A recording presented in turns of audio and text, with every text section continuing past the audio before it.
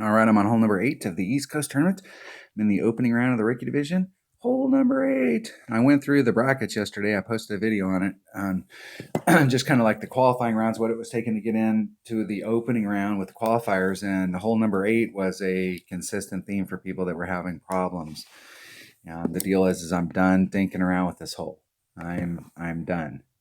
I'm not trying to get down into this area here. I'm not trying to feed through the little obstacle course going over here.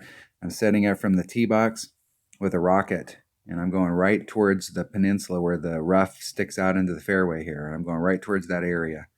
I'm putting on about 1.5 top spin, maximum left-hand side spin, maximum left-hand curl. It's a totally blind shot. This is what I see. I see my ball guy going out in this direction. It's a totally blind shot, and I'm putting my ball right here in the middle of this fairway. And so I practiced this shot enough times that I know if I'm 5 rings off, or excuse me, with my rocket, 3 rings off down here, that I can get right into that area every single time. And I'm just setting the shot up and going to take it so that I end up in the same spot. I want to go into the green with a sniper. I'm going to take this bag right here, and I'm going to take a Kingmaker. I've been hitting this with a Titan all week, so I'm going to hit it with a Titan.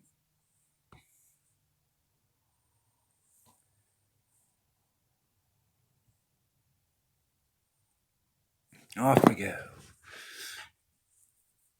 Just trying to set these shots up. I think hole number 8, hole number 9, those are the drive shot. I mean, step back and think about it. The drive shot is really unimportant. The drive shot is nothing more than you just walking out there in the fairway and there's a spot out there, and that's like the perfect spot for your next shot. Because on hole number 8 and hole number 9, you're coming into the green with a sniper, and you want that shot with that sniper. So just getting out into that one spot, that one little teeny, very tight little area, right in the center of this fairway, right in here, just getting into a very consistent area there so that your second shot is set up. Same thing on hole number 9. We're trying to get to a spot because we really want to look at the second shot. And so bring your accurate stuff. Bring stuff that'll help you out on both the first and the second shot. Let's see if my opponent can get up there. And it looks like they are going to get way up there. Way up there. And if you're in the rough up there, you can get on easy.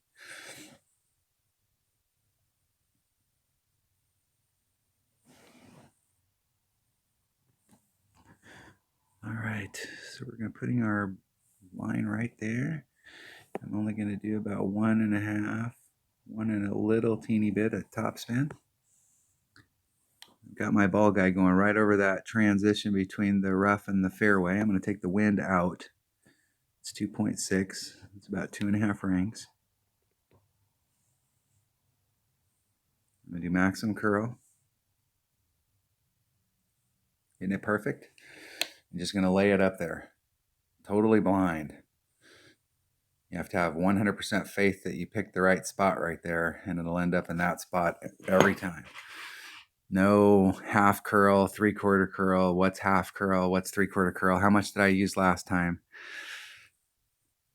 If you're going to do a big curl shot like that, I'm going to start setting those shots up so that when I'm doing big curl shots like that, sometimes you just find yourself in a spot where you're scrambling, and so you're using a lot of curl, and that's just like a one-off. But on these tournament holes where you can really set yourself up, I'm definitely going to start setting the shots up so that I'm doing maximum curl.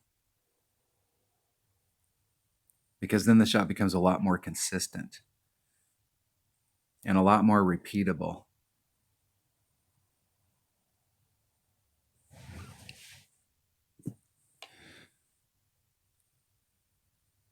And that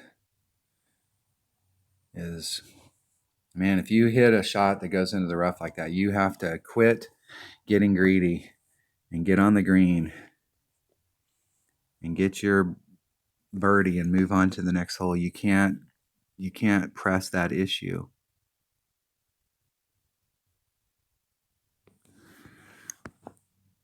I'm going right at the cup.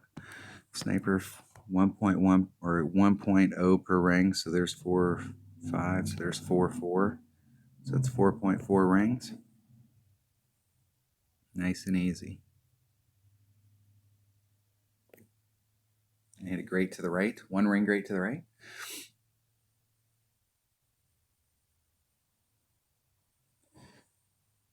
Nice and easy.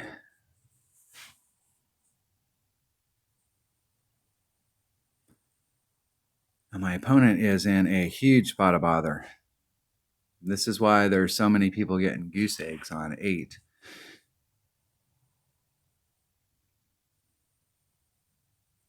And I'm done getting goose eggs on 8. I want to end up in the center. I want to take that sniper shot every time, and I want to go to the next hole. If I make it, I make it. If I don't, take my birdie, move on. They might get in.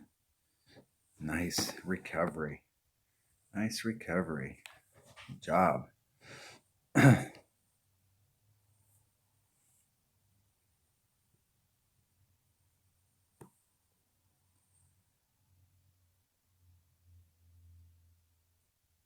opponent may be a replay. It's one of the reasons I don't like to play this account. The only time I play this account is during tournaments, just because the only way I can get live action is if I play tour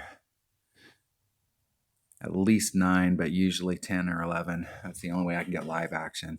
That's the thing about these accounts is if you get up there to the top, you can't go back down and play and have fun. You're always going to be playing in the upper tours if you want live action. And when you're playing against the replays, they're super competitive in the shootouts, and you're almost always going to go to a shootout against a replay unless you really pick one up.